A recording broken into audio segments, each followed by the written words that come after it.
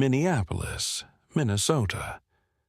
Would you risk your life to save someone who hates you? Jamal Walker had nothing. At just 9 years old, he had spent nearly half his life surviving on the streets of Minneapolis. The winters were brutal, the nights were long, and the world had taught him early that people only cared when it was convenient for them. He still remembered the warmth of his mother's arms before she passed away, but after that, no one stepped forward to take him in. No family, no safety net, just an endless cycle of cold and hunger. He learned how to navigate the city, finding shelter where he could, dodging the people who sneered at him, and stealing just enough to survive when kindness ran out. He had a routine, a set of places he knew were safe enough to rest for a few hours before moving on. The only thing that had kept him alive this long was his ability to blend into the background, to avoid trouble before it found him.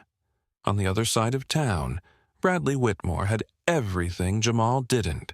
16 years old, son of a powerful businessman, private schools, designer clothes, and more money than he could ever need.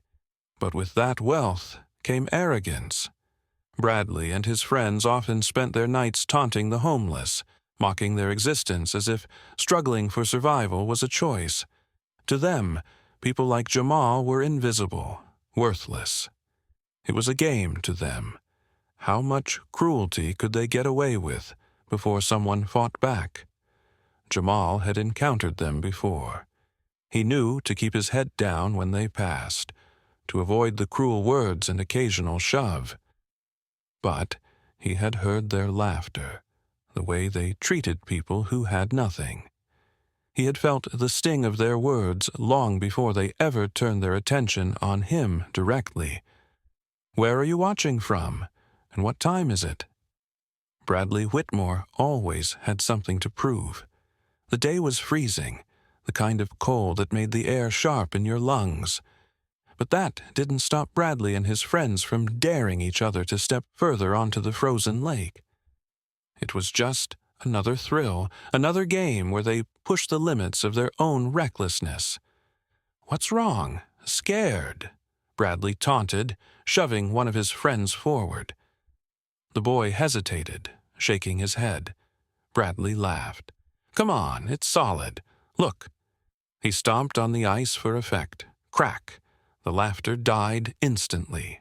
Before anyone could react, the ice gave way beneath him. 1 second he was grinning, full of bravado, and the next he was plunging into the freezing water below. A piercing scream tore through the air as the shock of the cold hit him. "Help! I can't feel my legs." His friends screamed too, but none of them dared to step closer. They hovered at the edge, eyes wide with panic, their so-called bravery evaporating in an instant. Bradley flailed, trying to grab onto the jagged edges of the broken ice, but it only cracked further. His breath came in short gasps, his body already going numb. "Do something!" one of his friends shouted. But no one moved. No one dared. One of the boys pulled out his phone, his fingers trembling as he dialed for help. But Bradley knew it would take too long. The freezing water gripped him tighter, his body becoming heavier by the second. From the trees, a pair of sharp eyes watched. Jamal Walker had been on his way to find shelter for the afternoon when he heard the screams. He crept closer, peering through the trees, and saw the boy struggling in the icy water. Bradley Whitmore, the same boy who had thrown trash at homeless people. The same boy who laughed at those who had nothing. Jamal's heart pounded as he watched the scene unfold. Bradley's friends stood helplessly at the edge of the ice, their expensive jackets zipped up tight against the cold, their sneakers pristine and dry. They weren't going to risk themselves for him. Jamal could walk away. Let the rich kid learn his lesson. Let him sink. But despite everything, something inside him whispered that he couldn't. Because at that moment, Bradley wasn't a rich kid. He wasn't a bully. He was just a boy drowning in the cold, and Jamal was the only one who could save him. The ice cracked again, sending another wave of water over Bradley's head. He sputtered, gasping for air, his arms flailing in a last, desperate attempt to stay above the surface. Jamal clenched his jaw. The choice was his, and he had only seconds to make it. Should Bradley's friends have done more to help him? What would you have done? Jamal didn't think. He just ran. The ice was slick beneath his worn-out shoes, but he moved fast, his breath coming in sharp, cold bursts. Bradley's screams echoed across the frozen lake, piercing through the quiet afternoon. "Grab my hand!" Jamal shouted as he skidded to a stop near the edge of the broken ice. Bradley's body jerked violently as he tried to stay above the surface. His face was pale, his lips already turning blue. "I can't. I'm stuck." Jamal knew he had seconds. If Bradley sank again, he wouldn't come back up. Without hesitation, Jamal dropped onto his stomach, spreading his weight to keep the ice from cracking beneath him. The freezing wind cut through his thin clothes, but he ignored it. "You have to trust me," he yelled, stretching his arm as far as it would go. Bradley's wild, panicked eyes met his. For the first time, there was no arrogance, no bravado, just fear. Jamal's fingers burned as they tightened around Bradley's wrist. He gritted his teeth, digging his other hand into the ice for leverage. His muscles screamed in protest, but he pulled anyway. Inch by inch, he dragged Bradley forward. The ice groaned beneath them, threatening to give way. The freezing water fought to keep Bradley under, but Jamal wasn't letting go. Bradley's breath came in ragged gasps as his chest finally cleared the surface. He coughed violently, his body shaking uncontrollably. With one final pull, Jamal wrenched him onto solid ice.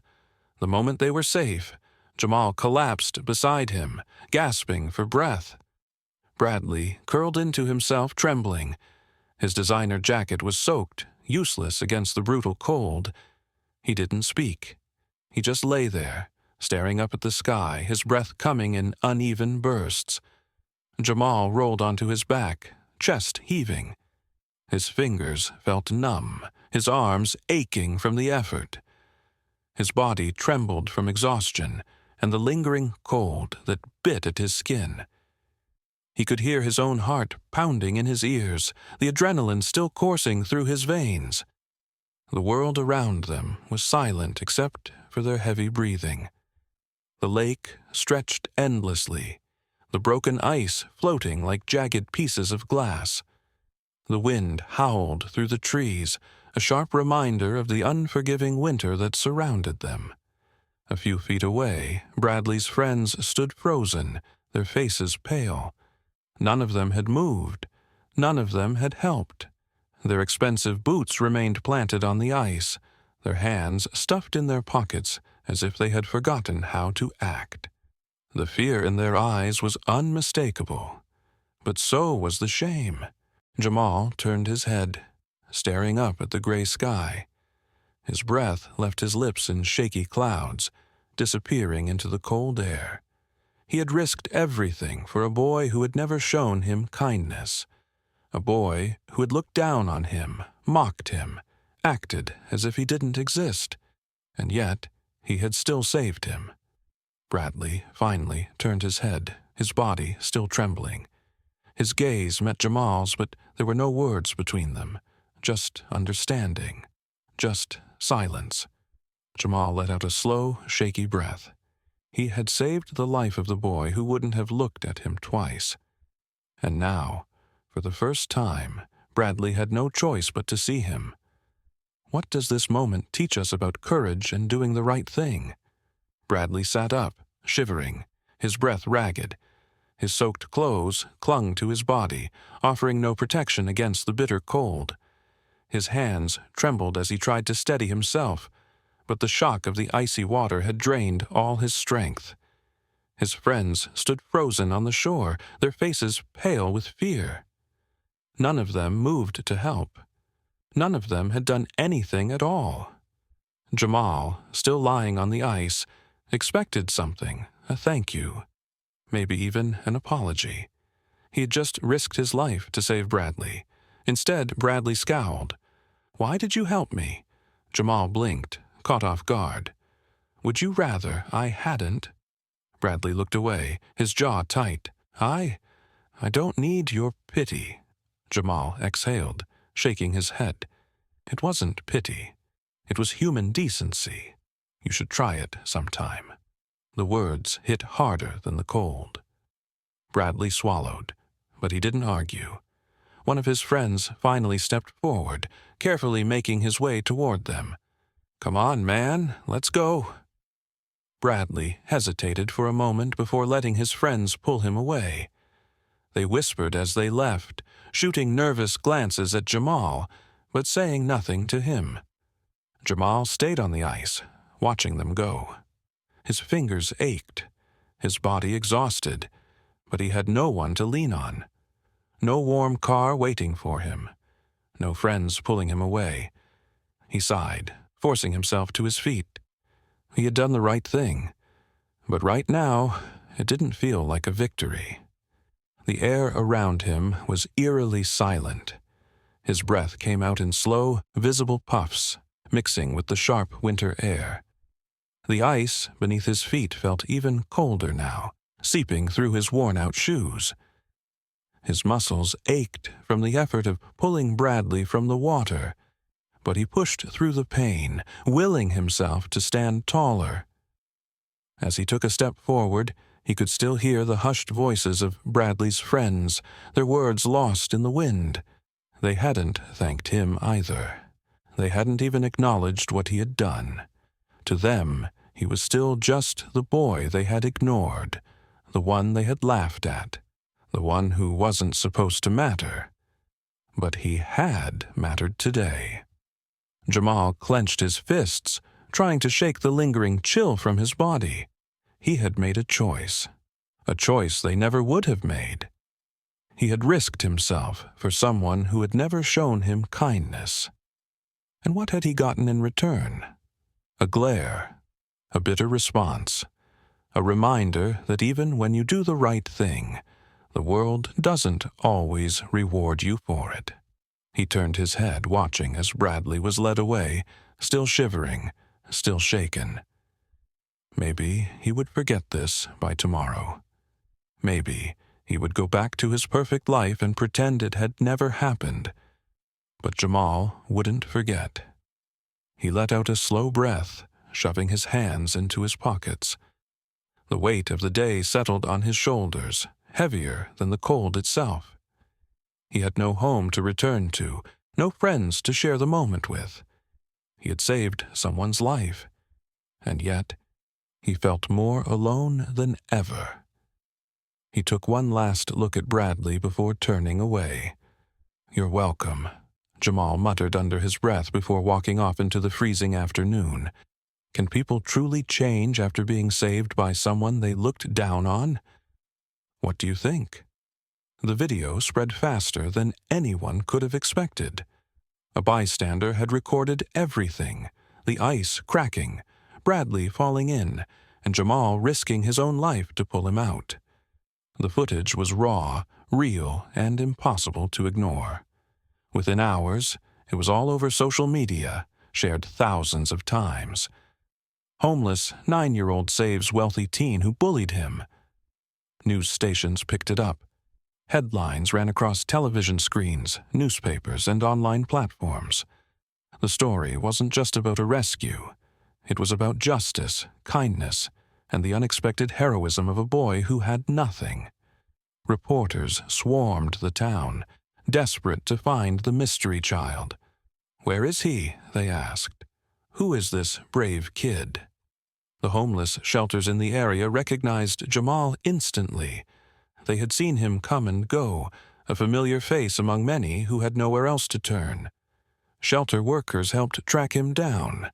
finding him in a soup kitchen, quietly eating a donated meal. A journalist approached, microphone in hand. Cameras flashed. "Jamal, why did you do it?" Jamal looked up from his food, unbothered by the sudden attention. He shrugged. "Because he needed help. Simple as that." "Even though he bullied you?" the reporter pressed. Jamal stared at the camera, his expression calm. "Hate doesn't fix hate. Someone has to break the cycle." The words struck like a hammer. The room fell silent. The message was simple, yet more powerful than anything the headlines had captured. Jamal had saved a life, not for praise, not for recognition, but because it was the right thing to do. And now, the whole world was watching. The clip of Jamal's interview circulated just as fast as the rescue video. His words were quoted in articles, shared in posts, and repeated by people around the world. News anchors discussed the moment. Social media users debated the deeper meaning behind his actions. Some called him a hero. Others questioned how someone so young with so little could show more humanity than those who had everything. Bradley's name was mentioned, but the focus wasn't on him. It was on Jamal, the boy who had every reason to walk away but didn't. The boy who had nothing but still chose kindness. Shelter workers watched as donations poured in. People wanted to help Jamal, to make sure he had food, clothes, and a safe place to sleep.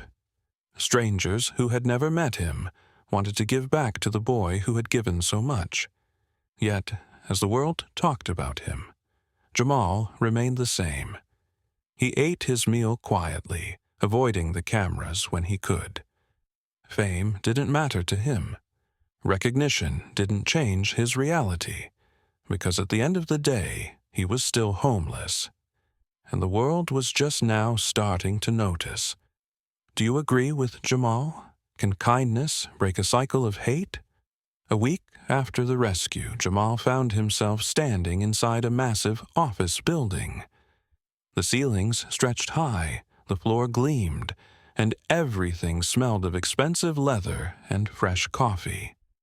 He had never been in a place like this before. Bradley stood beside him, shifting awkwardly. Neither of them had spoken much since that day on the ice. Now, they were waiting outside the office of Bradley's father, a man Jamal had only seen on TV or in newspapers. The large wooden doors opened and a voice called them in. Bradley's father, a powerful businessman, sat behind an enormous desk, his presence commanding. He studied Jamal for a moment, then stood and extended a hand. "Jamal," he said, "you saved my son's life, and I owe you more than just a thank you." Jamal hesitated before shaking his hand. "I just did what anyone should do."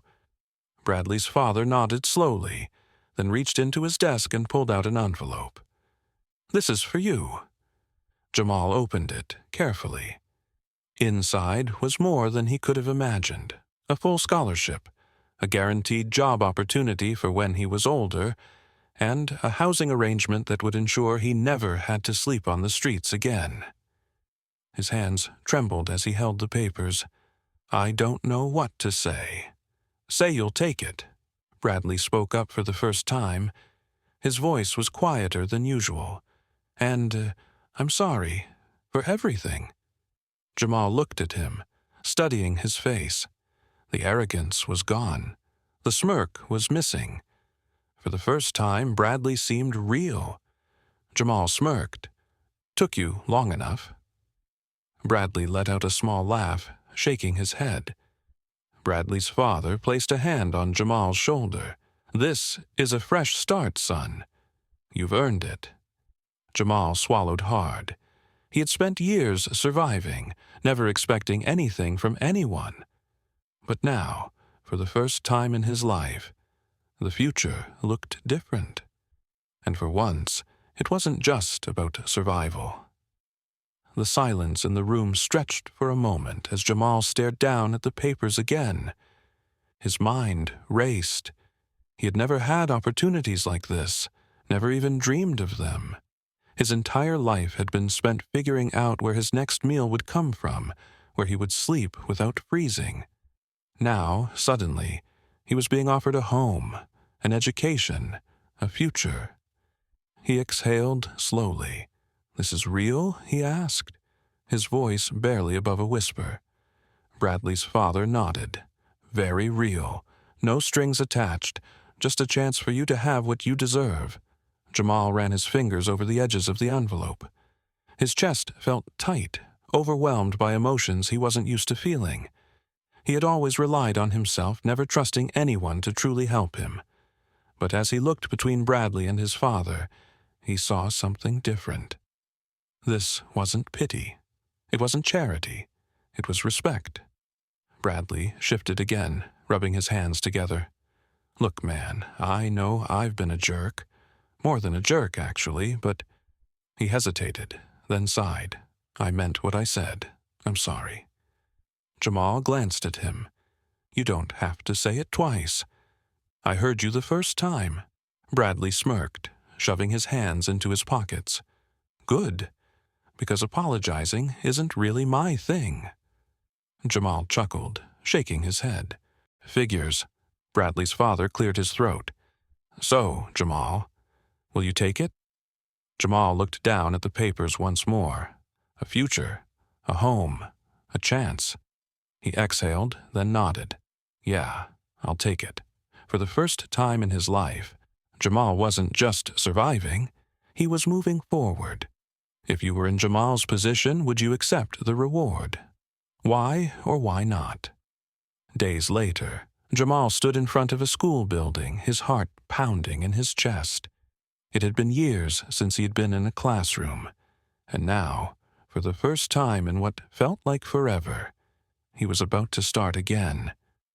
The halls bustled with students, but Jamal walked with his head high. This time, he wasn't just a kid struggling to get by. He had a future ahead of him. He had a place to belong. News stations continued covering his story, but no longer was he labeled as the homeless kid. Now, he was a hero. Magazines featured him, reporters wanted interviews, and the world saw him for who he truly was. A brave boy who had chosen kindness when no one expected him to. But Jamal didn't let it get to his head. He stayed focused on what mattered: his education, his future, and the chance he had been given. Meanwhile, Bradley changed too. The once arrogant teen had been humbled by the experience. No longer the boy who mocked those less fortunate, he found himself volunteering at homeless shelters, helping those he once ignored. "It's the least I can do," he admitted one evening, handing out meals to families who had no home to return to. Jamal grinned at him. "Now, that's growth." Bradley smirked. "Yeah, well, I had a good teacher." Jamal laughed, shaking his head. It was strange how life worked, how one moment could change everything. He no longer had to worry about where he would sleep. He no longer had to fight just to make it through the day. Now he had a home, an education, a purpose, and for the first time in his life, he had something even greater: hope. As the days passed, Jamal adjusted to his new routine, waking up in his own bed, having meals without wondering where the next one would come from, sitting in a classroom where he wasn't just another forgotten face. These were things he had never imagined having before. Yet now, they were his reality. Some students recognized him from the news, whispering when he passed by in the halls. Others approached him, curious, wanting to know his story firsthand. Some still judged him, unable to look past where he had come from, but Jamal didn't let it bother him. He had fought too hard to care about those who refused to change. One afternoon, as he packed his books into his backpack, he felt a tap on his shoulder. Turning around, He found Bradley standing there, looking uncharacteristically uncertain. "So, you want to grab lunch?" Bradley asked, rubbing the back of his neck. "You know, like normal people do?" Jamal raised an eyebrow. "Are we normal people now?" Bradley chuckled. "Guess we are." Jamal considered it for a second, then shrugged. "All right, but you're buying." Bradley scoffed. "Figures." As they walked side by side down the hallway, Jamal realized how much had changed, how much he had changed. He had gone from a boy with nothing to a boy with possibilities, a future, a friend.